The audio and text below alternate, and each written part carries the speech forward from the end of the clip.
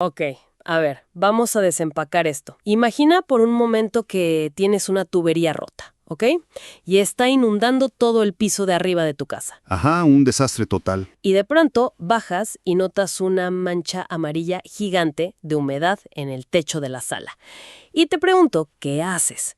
¿Buscas una lata de pintura blanca? Le das un par de pasadas al techo para no ver la mancha y dices, listo, problema resuelto. Bueno, o sea, sonaría completamente ridículo hacer algo así en la vida real. Exacto. Pues sorprendentemente, según la obra que vamos a desmenuzar hoy, eso es exactamente lo que hace la medicina moderna con las enfermedades crónicas. Es una analogía que de verdad te golpea de frente. Y fíjate, el libro plantea justamente eso, que la medicina contemporánea se ha vuelto, digamos, experta en el arte de pintar techos. Mientras la estructura entera se pudre por dentro. Tal cual, mientras el agua sigue filtrándose. Y bueno, para quienes nos acompañan hoy en esta inmersión profunda, tenemos entre manos un texto verdaderamente fascinante. Se titula La causa de las enfermedades crónicas. ¿Por qué nos enfermamos? Escrito por el doctor Iván Silva Talavera, bajo el seudónimo de Naibalat Bali Salom, por cierto. Exacto. Y la misión de nuestra exploración hoy es destilar la premisa de este libro, porque honestamente yo quedé muy impresionada. Replantea toda la biología humana con una imaginación pero tan visual y provocadora, que te cambia por completo la forma de ver tu propia salud. Sí, totalmente. Porque el autor no se limita a darnos el típico catálogo aburrido de síntomas o estadísticas clínicas. Él construye todo un marco conceptual desde cero. Y empieza fuerte, ¿no? Con una metáfora súper interesante. Sí, la del león dormido. Para empezar a entender por qué nos enfermamos, él introduce esta imagen. La idea central es que absolutamente todos nacemos con una herencia genética. Digamos que en tu ADN llevas el código para desarrollar diabetes, o artritis, o incluso cáncer. Y ese código, esa predisposición, sería el león. Exactamente. Ese es tu león. Pero el punto clave aquí, y lo que me pareció un respiro de alivio, es que tener a ese león ahí no significa que te vaya a morder obligatoriamente. Para nada. Hay una frase genial que dice que la genética carga el arma, pero el entorno aprieta el gatillo. Si ese león se mantiene profundamente dormido, una persona puede vivir 100 años sin jamás, pero jamás, manifestar la enfermedad. ¡Qué locura! O sea, el problema es que lo despertamos. Claro. La tragedia de nuestra era es que nuestro estilo de vida actual es básicamente el equivalente biológico de meterte a la jaula del león con un par de sartenes y empezar a golpearlos. ¡Wow! Una imagen aterradora, la verdad. Y eso nos lleva a la pregunta central que va a guiar toda nuestra conversación de hoy. ¿Qué estamos haciendo minuto a minuto para despertar a esa bestia? A ver, la raíz del problema, según el autor, está en lo que la biología evolutiva llama el desajuste evolutivo. Ok, ¿cómo es eso? Pensemos en el cuerpo humano como si fuera una computadora. Nuestro genoma, o sea, nuestro hardware biológico, se forjó hace cientos de miles de años. Es un sistema magistralmente diseñado para lidiar con la escasez de calorías, ¿sabes? Para caminar kilómetros buscando comida y para sincronizarse con la luz del sol. Claro, un hardware de cazadores y recolectores puros. Hardware viejísimo, le estamos intentando instalar un software hipermoderno que es totalmente incompatible. O sea, le inyectamos una sobreabundancia de comida ultraprocesada. Sí, comida falsa, lo sometemos a un sedentarismo forzado frente a las pantallas 8 horas al día, le exigimos procesar un estrés psicológico brutal y, para rematar, lo bombardeamos con luz azul artificial a la medianoche. Es como, como intentar correr el último programa de inteligencia artificial en una computadora de los años 90. El procesador simplemente se va a fundir en 10 segundos. Esa es la analogía perfecta. Y ese fundirse es precisamente lo que el libro llama la carga alostática. Porque, ojo, el cuerpo humano rara vez falla de la nada. No es un error del sistema, así nomás. No para nada. Cuando se enfrenta a este entorno hostil de hoy, el cuerpo intenta adaptarse desesperadamente. Sube la presión arterial, altera la insulina, ajusta el ritmo cardíaco, todo para mantenerte con vida. Pero supongo que esa adaptación tiene un costo altísimo. Altísimo. Requiere un esfuerzo inmenso y genera un desgaste acumulado. Entonces, la enfermedad crónica no es otra cosa que el punto de quiebre. Es el momento donde esa carga alostática agota por completo los amortiguadores del cuerpo. O sea que Digamos, ese dolor de cabeza constante o esa hipertensión que aparece de repente no son fallas aisladas o mala suerte. Son literalmente el informe de daños del sistema. Tal cual, es una alerta roja. Y volviendo a la analogía del techo, tomarte una pastilla para silenciar ese dolor sin mirar qué te lo está causando es como apagar la alarma de incendios del edificio en lugar de ir a buscar dónde está el fuego. 100%. El cuerpo usa los síntomas como su último recurso de comunicación. Es su lenguaje. Y si volvemos a la idea de la tubería rota, el autor señala sin pelos en la lengua al mayor responsable de esta ruptura. Que es lo que ponemos en nuestros platos, ¿no? 3 veces al día. Exactamente. Y aquí el libro hace una crítica súper feroz. Yo estaba leyendo y describe los pasillos de los supermercados convencionales no como lugares para nutrirnos, sino casi como laboratorios de química disfrazados de despensas. Es que la industria alimentaria moderna ha logrado algo bastante perturbador. Ha separado por completo el placer sensorial de la nutrición biológica real. El autor menciona sustancias específicas que operan literalmente como hackers de nuestro sistema nervioso. Como el famoso glutamato monosódico, me imagino, que está en cualquier botana o sopa instantánea hoy en día. Sí, el GMS. Siempre escuchamos que es malo, pero el libro explica por qué. Lo llama una excitotoxina. Suena a algo que usarías como combustible para un misil, no para un caldo de pollo. Pues casi. A nivel bioquímico, una excitotoxina hace lo que dice su nombre. Estimula los receptores de tus neuronas a un grado de hiperactividad extrema. Engaña al cerebro para que perciba un sabor intensamente gratificante, pero en el proceso anula por completo tus señales de saciedad. Por eso es físicamente imposible comerte solo una papa frita de esas bolsitas comerciales. Claro, es un secuestro químico, y el precio que pagamos por eso es una inflamación neurológica silenciosa. Y si el glutamato es el hacker, el autor dice que el azúcar y los carbohidratos refinados son como el combustible tóxico de todo esto. Sí, explica que meterle tanto azúcar a nuestro cuerpo es como echarle gasolina de avión a un motor biológico que fue diseñado para funcionar con leña de combustión lenta. ¡Wow! Y todo empieza con la insulina, ¿verdad? Exacto. Frente a cada pico masivo de azúcar, tu páncreas tiene que inundar la sangre con insulina para poder meter toda esa energía a las células. Pero después de años y años de este bombardeo diario, las células dicen ya no más y se protegen. Cerrando las puertas. Cerrando sus receptores, sí. Y esa es la famosísima resistencia a la insulina. El páncreas grita, pero la célula se tapa los oídos. Pero leí que hay un proceso secundario que es todavía peor, la glicación. O como lo llama el libro, la caramelización interna. Esa fue la metáfora que más me impactó. Es una imagen clínica brillante. Imagina una sartén donde pones un montón de azúcar blanca a calentar a fuego alto. Se derrite y empieza a hacer burbujas. Exacto. Y de pronto se convierte en un caramelo súper oscuro, rígido y pegajoso. Bueno, a nivel microscópico, eso mismito le pasa a tu sangre cuando tienes un exceso de glucosa flotando libremente. ¡Qué impresión! O sea, el azúcar se pega a todo. Se adhiere a las proteínas y a las grasas en tu sangre. Las carameliza, creando estas estructuras que se conocen como los AGS, por sus siglas en inglés, que son los productos finales de glicación avanzada. ¿Y qué le hace este caramelo tieso a nuestros órganos por dentro? Pues endurece los tejidos. Imagina un vaso sanguíneo que debería ser súper flexible como una manguera de goma nueva. Bueno, con este caramelo se vuelve rígido y quebradizo.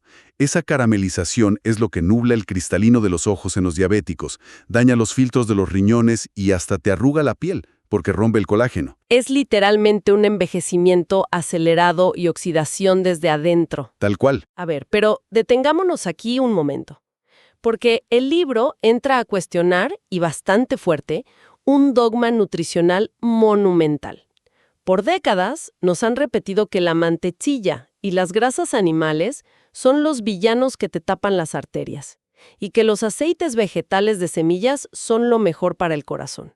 Sí, el gran mito. ¿Cómo justifica el autor que estas recomendaciones oficiales nos están, de hecho, enfermando? Este es uno de los postulados más fuertes de toda la obra. El autor argumenta, con mucha base, que las grasas naturales ancestrales, como la mantequilla, la manteca de cerdo o el aceite de coco, tienen cadenas moleculares que son muy estables. ¿Ok? ¿Y las de semillas? En cambio, los aceites industriales de semillas, y hablamos de soya, maíz, canola, girasol, son químicamente muy inestables.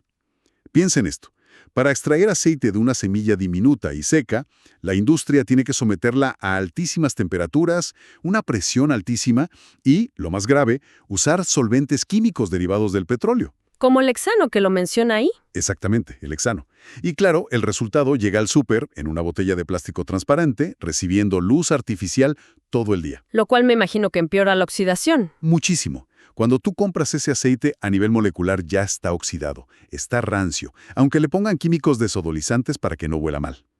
El problema estructural grave aquí es que cada una de las membranas celulares de tu cuerpo está hecha a base de grasa. Ah, o sea que si consumes grasas buenas y estables, Tus células construyen membranas flexibles, sanas, que se comunican perfecto con tus hormonas. pero si toda tu dieta se basa en estos aceites industriales superoxidados, Pues estás obligando a tu propio cuerpo a construir sus membranas con material defectuoso y proinflamatorio. Ese exceso de omega 6 vuelve a tus células superrígidas. Es como intentar meter una llave en una cerradura que alguien rellenó con pegamento seco. Las hormonas simplemente no pueden entrar. qué buena analogía. Y me imagino que todo este material inflamatorio nos lleva de cabeza a la frontera más importante de nuestro sistema inmune, ¿no? El intestino. Uf, sí. El segundo cerebro. El libro nos pide que dejemos de ver al tracto intestinal como un simple tubo por donde pasa la comida, y lo imaginemos como el ecosistema más vibrante del cuerpo. Lo compara con una cancha de tenis plegada dentro del abdomen. Y ojo aquí, porque en esa inmensa superficie, que es gigantesca, reside más del 70% de todo nuestro sistema inmunológico. Las células de la pared del intestino están pegadas unas con otras por unas estructuras que se llaman uniones estrechas. Que son como los cadeneros de un antro, ¿no? Exactamente. Cumplen la función de los guardias de seguridad en la entrada de un club súper exclusivo. Ellos deciden qué nutrientes buenos pasan a la sangre y qué toxinas o bacterias se quedan afuera para ser eliminadas. Pero con este flujo constante de comida falsa, azúcares y aceites oxidados, el libro dice que literalmente rompemos esas uniones. Despedimos a los guardias. Sí, y eso genera la famosísima condición del intestino permeable, o leaky gut. Cuando esas puertas se rompen, moléculas enormes de comida a medio digerir, además de toxinas y bacterias, se filtran directo al torrente sanguíneo. Entran los colados al club. Y el sistema inmunológico reacciona ante esta invasión entrando en pánico total. Dispara todo su armamento inflamatorio contra todo lo que se mueva por ahí. A ver, pero un momento. Esto me generó una duda enorme cuando lo leí. El libro enlaza este intestino permeable con las enfermedades autoinmunes, donde se supone que el cuerpo se ataca a sí mismo. ¿Cómo es que un intestino dañado hace que mis defensas ataquen, por ejemplo, mi propia glándula tiroides? Suena un error de programación increíble, ¿verdad? Totalmente. Como que el cuerpo se vuelve loco. Pero el autor lo explica a través de un concepto fascinante, que es el mimetismo molecular. No es que el cuerpo esté loco o haya un error de diseño. Es simple confusión en el campo de batalla. Verás, muchas de las proteínas que se filtran por el intestino dañado, como ciertos pedazos de gluten o bacterias, tienen secuencias de aminoácidos casi idénticas a las de nuestros propios órganos. O sea, se parecen muchísimo a la tiroides o a las articulaciones. Exacto. Es un caso trágico de identidad equivocada. Tu ejército inmunológico fabrica anticuerpos para destruir al invasor del intestino, pero luego esos anticuerpos van circulando por la sangre. Ven a tu pobre tiroides y dicen, oye, esto se parece muchísimo a la amenaza que estoy buscando. Y la atacan sin piedad. ¡Wow! O sea que la autoinmunidad rara vez es pura fatalidad o mala suerte. Es el resultado de un intestino en llamas que desorientó a tus propias defensas. Así es. Y como si la mala alimentación no fuera suficiente, entra a escena el estrés crónico. Y aquí tengo que confesar que la propuesta del libro me voló la cabeza por completo. El autor sugiere que las emociones reprimidas o el estrés de todos los días alteran nuestra química interna tanto como comerte una dona glaciada. De verdad. Suena exagerado, pero sí. El mecanismo es impecable. Mira, nuestra amígdala cerebral, que es el centro del miedo y la alerta, no sabe distinguir entre el estrés físico de estar huyendo de un león en la sabana africana y la ansiedad moderna de recibir una notificación de deudas del banco a las 3 de la mañana. El cerebro solo sabe que hay peligro. Exacto. Y ante ambos eventos, dispara una cascada de cortisol. La hormona del estrés. Sí, y el cortisol es una señal de movilización de emergencia absoluta. Le ordena a tu hígado que empiece a liberar reservas de glucosa directamente en la sangre, porque el cuerpo asume que vas a necesitar energía explosiva en los músculos para correr por tu vida o pelear a muerte. Aunque solo esté sentada en la oficina sufriendo en silencio. Claro, y este proceso de gluconeogénesis explica algo muy loco. Hay gente que tiene dietas impecables, que no comen un gramo de azúcar, pero sus niveles de glucosa en ayunas salen altísimos en los análisis. Tienen una fábrica interna de azúcar funcionando a todo motor solo por el estrés. ¡Qué locura! Es que el impacto es muy real. Y esto nos adentra directo en el tema de la somatización emocional. El libro argumenta algo súper profundo, que aquello que la boca calla, el cuerpo lo termina gritando. Y que las emociones son eventos químicos concretos, no solo ideas abstractas. El nervio vago funciona como una autopista de información de doble vía entre tu cerebro y tu intestino. Un resentimiento que arrastras por años o una ira que no procesas mantiene elevados tus niveles de inflamación todo el tiempo. De hecho, el autor relaciona problemas gástricos muy severos con situaciones de vida que resultan difíciles de digerir para el paciente, literalmente. Sí, y asocia los problemas crónicos de la piel con conflictos de separación, bajo la lógica de que la piel es nuestra barrera primaria de contacto afectivo. Si no gestionas el trauma hablando, la biología lo materializa para obligarte a prestar atención. ¡Qué fuerte! Bueno, y ahora llegamos a un punto de inflexión. Cuando la sociedad moderna se estrella contra todos estos síntomas, la salida fácil es buscar soluciones rápidas. Y aquí entramos en un terreno bastante minado del libro porque el autor critica consensos médicos súper establecidos sobre la industria farmacéutica y las vacunas. Sí, es la parte más controversial, sin duda. Y aquí es súper importante hacer una pausa y aclarar para quienes nos escuchan que nuestro rol en esta exploración es puramente analizar y reportar la postura del autor de forma imparcial. No estamos tomando ningún bando médico o político, ¿ok? 100% de acuerdo. Nuestro trabajo es entender exactamente la lógica que propone el doctor Silma Talavera. Exacto. Entonces, él usa este término, la farmacomanía. ¿A qué se refiere? Lo usa para describir un sistema de salud que interviene cada pequeño síntoma con una molécula sintética, creando lo que él denomina cascadas de prescripción. El libro da un ejemplo buenísimo con el reflujo gástrico. A ver, ¿cómo es eso de la cascada? Tú vas al doctor por acidez y te receta un inhibidor de bomba de protones, ¿no? Te suprime el ácido del estómago y ¡pum!, el síntoma desaparece. Magia. Ajá, pero Pero resulta que el ácido estomacal es vital para absorber calcio, magnesio y vitamina B12 de la comida. Entonces, con los años, esa falta de ácido te genera una desnutrición mineral silenciosa. que termina derivando en osteoporosis o en problemas de los nervios. Exacto. Lo cual inevitablemente lleva a que te receten otro medicamento más para los huesos y luego analgésicos fuertes para el dolor nervioso. Es una cascada.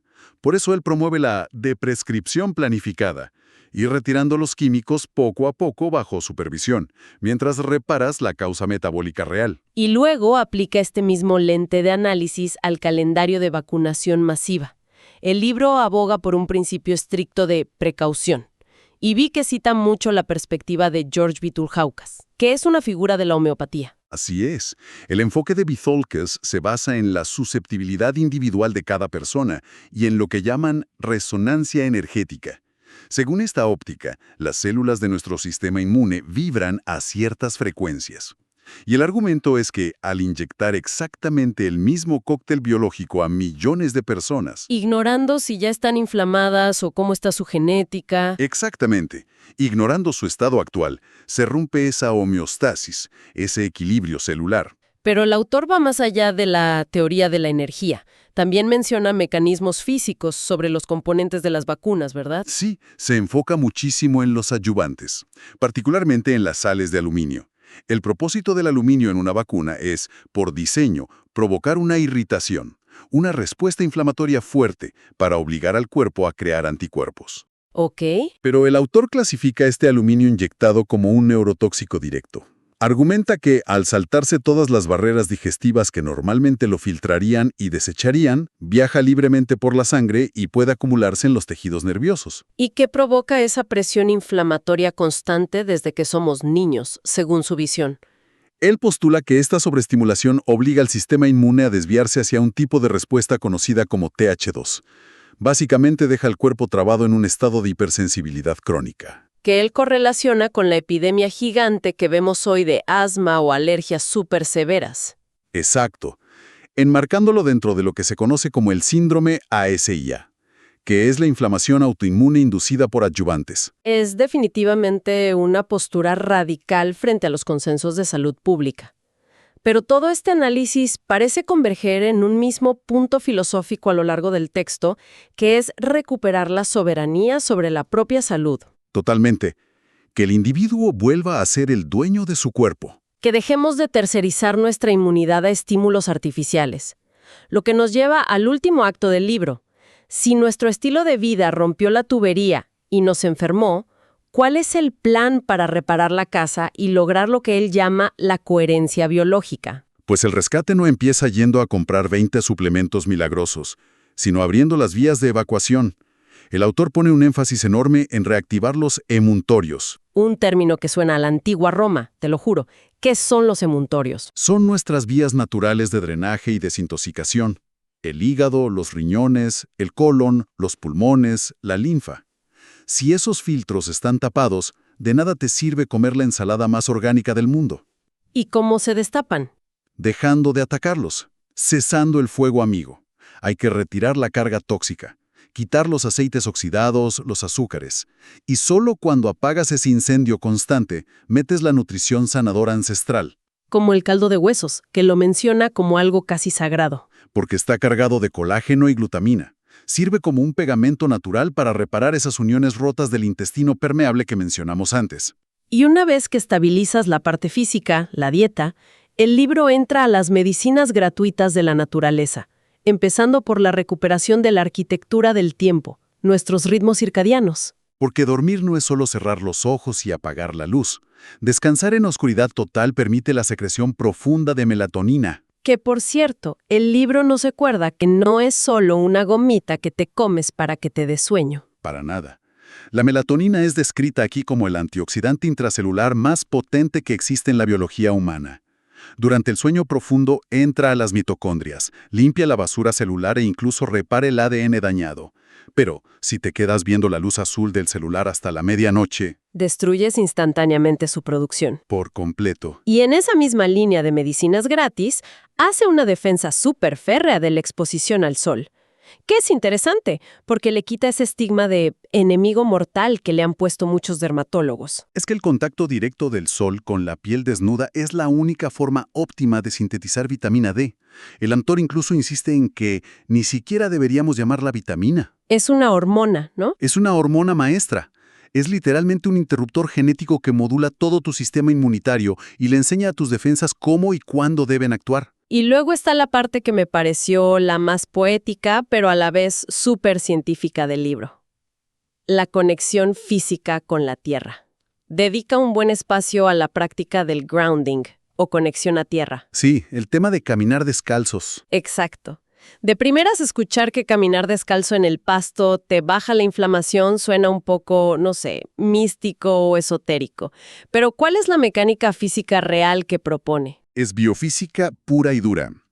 Resulta que la superficie del planeta tiene una carga infinita de electrones libres de carga negativa. Por otro lado, la inflamación crónica en nuestro cuerpo es impulsada por los radicales libres. Que son moléculas a las que les falta un electrón, ¿verdad? Sí, están incompletas. Y como les falta un electrón, se lo roban a nuestros tejidos sanos, dañándolos y creando estrés oxidativo.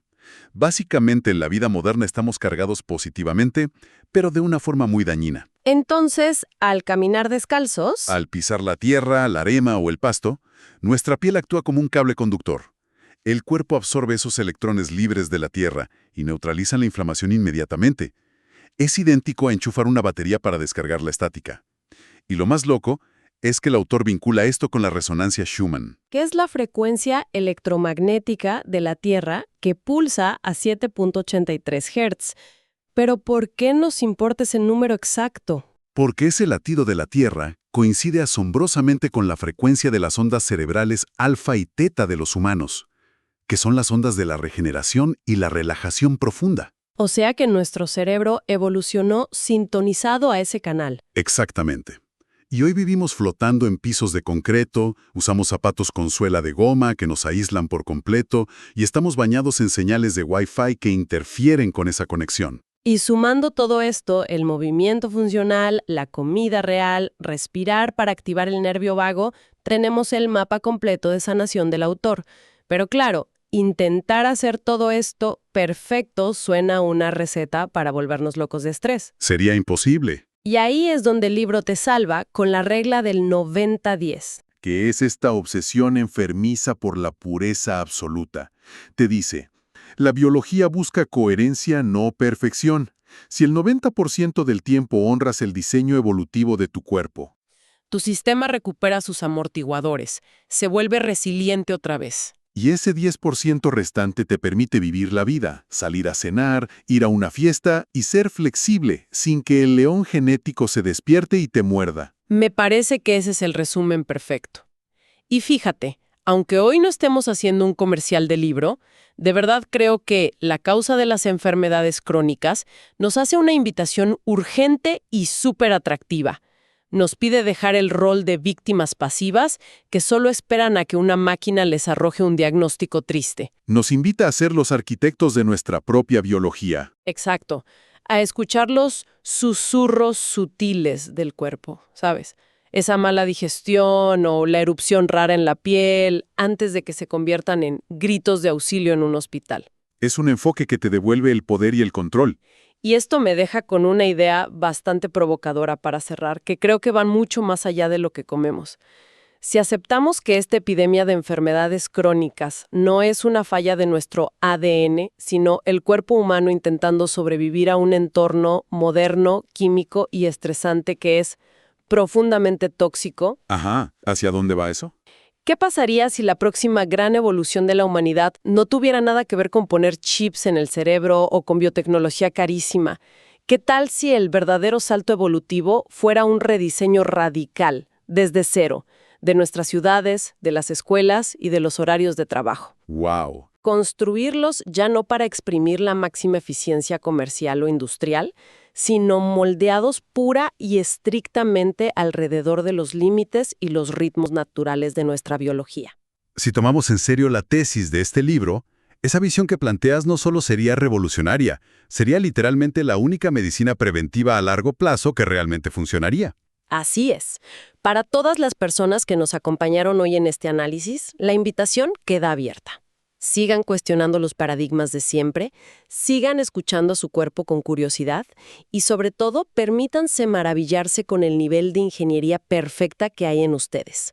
Mantengan a ese león durmiendo profundamente. Y recuerden que a veces la solución a los peores problemas de salud empieza simplemente por dejar de pintar el techo y atreverse a arreglar la tubería desde la raíz. Hasta la próxima inmersión.